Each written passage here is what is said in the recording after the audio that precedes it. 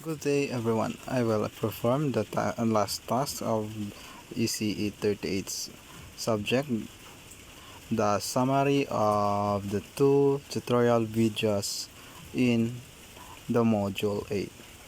First, what is a CPU? CPU is a short for Central Processing Unit. It is also known as a processor or microprocessor. It is one of the most important pieces of hardware in any digital computing system. The CPU is the brain of the computer, containing all the circuitry needed to process input, store data, and output results. Next, what is ENIAC? ENIAC was the first programmable electronic general-purpose digital computer completed in 1945. There were other computers that had these features, but ENIAC had all of them in one package. It was the Turing complete and able to solve a large class of numerical problems through reprogramming. What does bug mean? A bug is a general term used to describe any unexpected problem with hardware or software. A bug produces unexpected results or causes a system to behave unexpectedly. Who is John von Neumann? John von Neumann was the scientist who conceived a fundamental idea that serves all modern computers, that had a computer's program and the data that it processes do not have to be fed into computers while it's working, but can be kept in computer's memory, a notion generally referred to a stored program computer. Next is who is Robert Noyce. Robert Noyce was a co-founder of Intel Corporation and a co-inventor of integrated circuit. Noyce played a central role in mass production of semiconductors, the creation of memory chips, and invention of microprocessors. Next, brief timeline of Intel processors advancement. Year 1971, Intel 404 processors. The initial clock speed is 8000 kHz, transistors 3500, manufacturing technology 10 microns. 1972, Intel 808 processors, initial clock speed 800 kHz, transistors 3500, manufacturing technology 10 microns.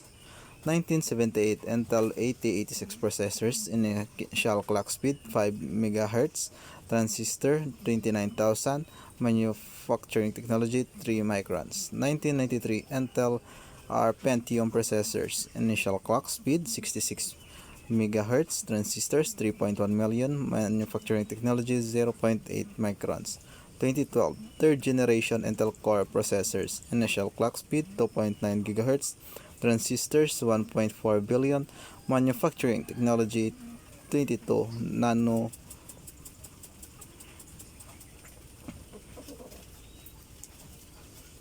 Next, what is ISA or instruction set architecture? ISA is a part of computer that pertains to programming, which is more or less machine language. The instruction set provides command to processors to tell it what it needs to do.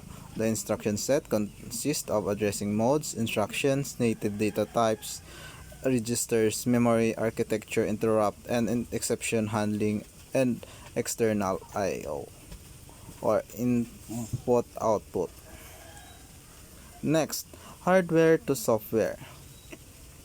In hardware, the ISA is used as instruction design spec that tells the engineers what operation to execute. In software, compilers uses ISA to transform code from C, Java, or Perl into machine codes, instruction, or language that CPU can process.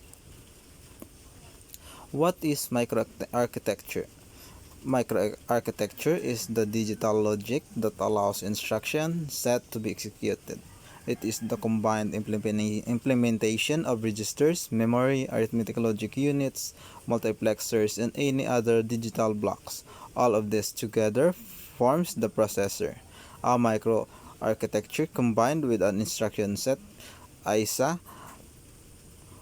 makes up the system's computer architecture as a whole.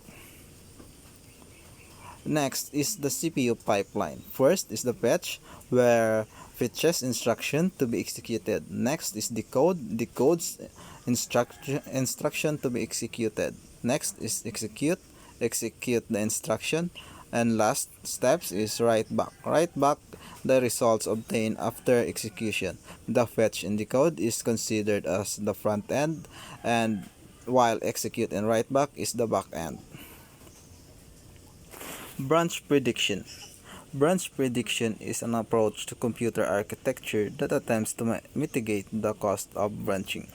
Branch predication speeds up the processing of branch instructions with CPUs using pipelining. Speculative execution. What is speculative execution? It is an optimization technique in which a processor or CPU performs a series of tasks before it is prompted to in order to the information ready if it is required at any point. What is cache? Cache is a highly speed access area that a reserved section of main memory or an area on the storage device, and also a special storage spaces for temporary files that makes a device, browser, or app run faster and more efficiently. Instruction cache. Instruction cache contains pre-decode bits to demarcate individual instructions to improve decode speed. The use of instruction cache has a greater impact on performance than the use of data cache, and can read instruction just one or two cycles. Micro-operation. Micro-operation is in computer central processing unit. Micro-operation is also known as micro-ops, are the functional or atomic operation of a processors. These are low-level instructions used in some designs to implement complex machine instructions. They generally perform operation on data stored in one or more registers. Next is superscalar execution. Like the pipeline, superscalar execution is attempting to have more instructions processed concurrently. Techniques that allow the pipeline processor work well also apply to superscalar processor. Next is register renaming. Register renaming is a form of pipelining that deals with data dependencies between instructions by renaming the register's operands. An assembly language programmer or a compiler specifies these operands using architectural registers. The registers that are explicit in instruction set architecture.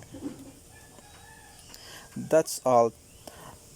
Thank you. That's for the summary of the Module 8 tutorial videos about modern CPU architecture.